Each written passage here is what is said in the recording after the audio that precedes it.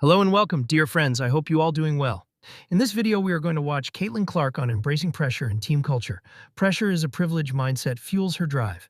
New team dynamics bring fresh energy. But before that, please subscribe the channel and help me to get 20,000 subscribers. Caitlin Clark, the star player, has spoken about the pressure to perform, saying she welcomes the spotlight and expectations to win. If there is that pressure, it's just something you embrace, she said. You just rise to the occasion because you wouldn't want it any other way. This mindset reflects her confidence and determination to succeed under intense scrutiny. Clark also highlighted the significant difference in team culture between this year and last, noting that every team develops its own unique identity. However, she emphasized that the common thread in the locker room is a selfless attitude and a shared desire to win. Everybody's selfless. Everybody wants to win, she said, underscoring the team's cohesion and commitment to success.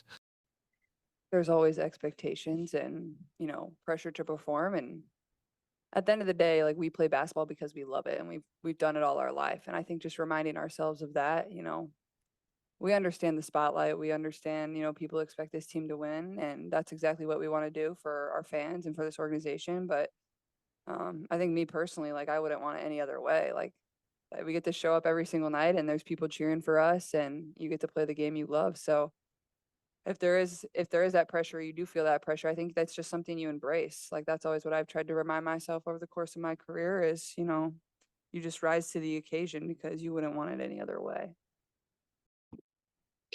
Well, I think first off, you can't compare the 2. It's 2 completely different teams. Every team's gonna find their own identity, and bringing in a lot of new players, a new coach, you're just trying to figure it out. And I think this kinda goes back to Steph's last question is you got to build relationships with your teammates and your coaches.